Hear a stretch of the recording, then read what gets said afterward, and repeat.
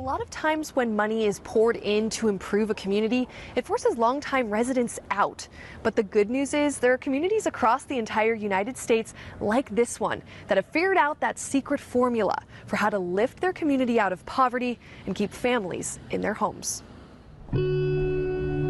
This community means everything to me.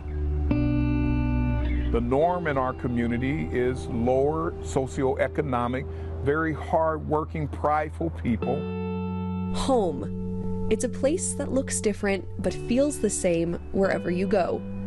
But no home is without its challenges. Growing up in this community, I've seen a lot of the social problems, the social issues, the financial woes, the many different things that go on in this community, and it's a multifaceted problem. Rodney Smith grew up in South Phoenix.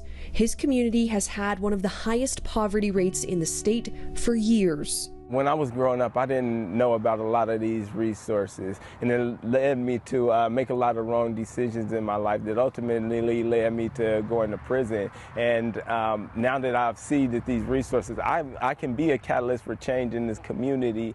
He's talking about nonprofits that moved into his neighborhood in recent years.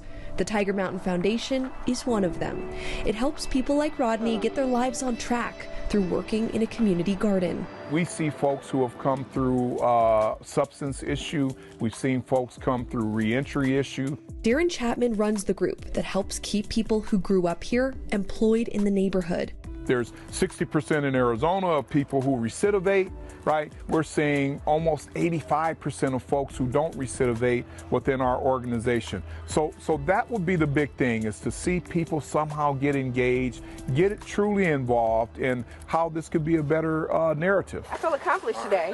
That's just one sign a better narrative is possible and is already happening.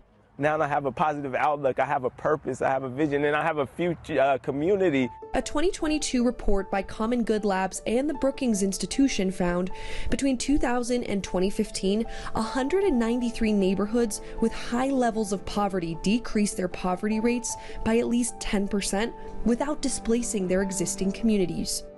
You may be wondering how.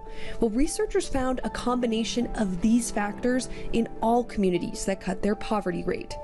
First, higher rates of home ownership, also lower levels of residential vacancy, increases in housing density, greater rates of self-employment, and the presence of community building organizations. South Phoenix is seeing poverty reduction without major gentrification because the community is pouring back into itself. Nancy Gaines Dillard is a part of that through her nonprofit promoting home ownership. Well, it's really about building the kingdom. We're building that where individuals who need assistance with grants or HUD housing, with services that strengthen that family unit.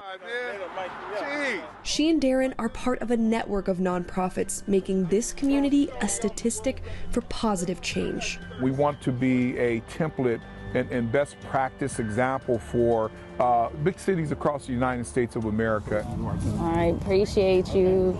I've seen the power of a community garden to change a community, and I really want to turn this whole world into a garden. In Phoenix, I'm Alexa Liacko reporting.